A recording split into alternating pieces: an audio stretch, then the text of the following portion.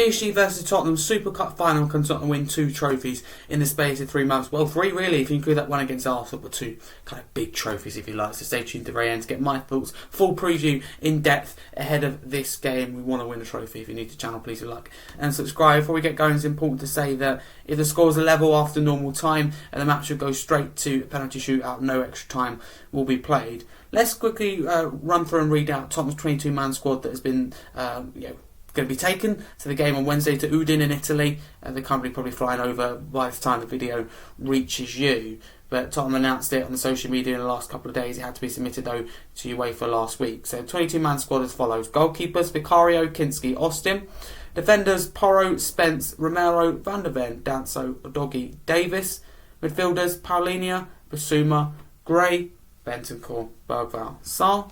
Attackers: Kudus, Johnson, Odobert, Tell, Richarlison and Solanke. I think that's really important. And we've got some positive team news in here as well, by the way, from Paris Saint-Germain's point of view, and that is PSG midfielder Juan Neves will miss the game against Tottenham Hotspur on Wednesday due to suspension. He's been pulled from the squad, and also has Donnarumma due to transfer speculation. So that's fantastic firstly. Listen, this game's going to be really difficult. PSG go into it as the real European champions of the champions. We're European champions as well, don't get me wrong, but they're like number one, aren't they? They're winning the Champions League. They're a top side. I'd argue the best in the world, I would, right now. Top side.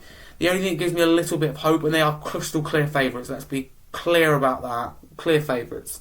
The only thing that gives me hope is that they haven't had a proper pre-season because the Club World Cup was there. So that was their pre-season.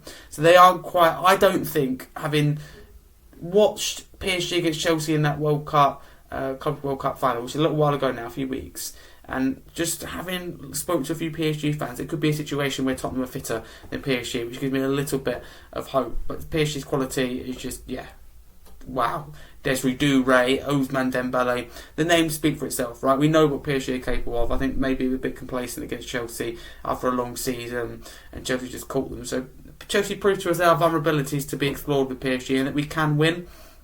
Vicario spoke on the Super Cup final saying we need to improve our league position. Last year wasn't good enough. We will try to win in 5 competitions starting on August the 13th. We have an opportunity to win another trophy. We know it will be hard playing against probably the best team in the world at the moment, but we want to be successful. I love his kind of attitude and way of looking at it. So no, it is going to be really tough, but I think all that Spurs fans ask in this game is that we give it a go.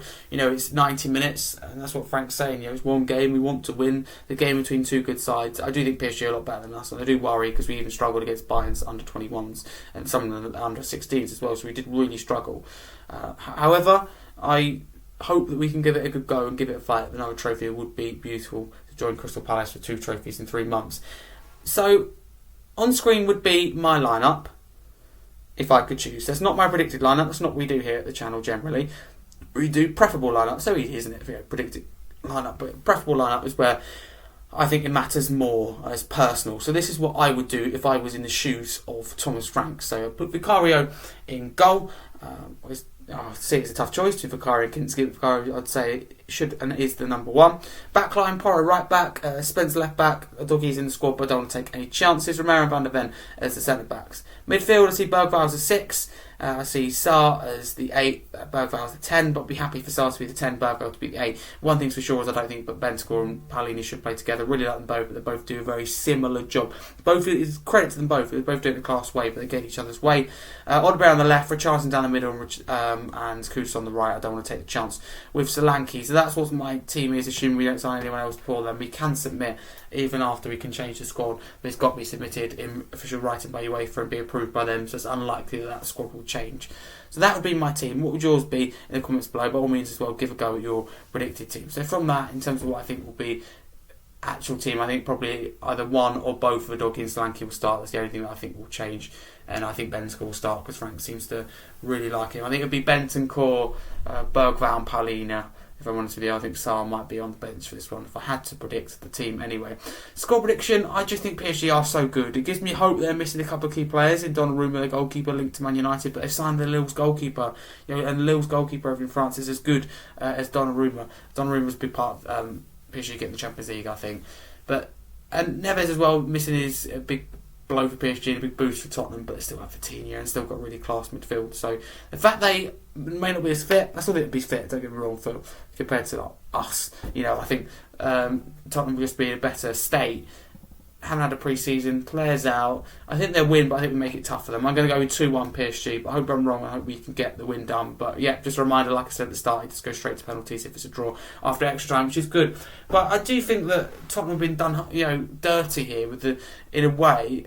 Well, I do and I don't. Saturday we've got Burnley in the Premier League, and we've got to get used to playing twice a week. But it's a little bit frustrating when you see Liverpool and Palace in the Community Shield playing 2, 3, 4 days earlier and having sufficient more rest. And I think they play, don't they? Is it Palace play on Monday, is it? They've got a lot more rest. City play on Monday, I think, as well. So yeah, all these teams have got a lot more rest than Tottenham, but it's the way it is. You've got to get used to it at the same time. We're going to be playing twice a week in the Champions League, and that's slowly but surely, hopefully, Frank's been given the squad to compete in all competitions. So it's 5 competitions you're playing this year. If you count the Super Cup final, it's one of those that if you win, it means a lot. But if you don't win, you pretend it doesn't mean a lot. But thank you very much for watching. That is my match preview in depth. If you want to see more content ahead of this game, please check out my opposition preview with Parisian Londoner, an ultras PSG fan, a hardcore PSG fan. So if you can check that out, that would mean a lot. We dive very deep into a lot of things, Qatari ownership.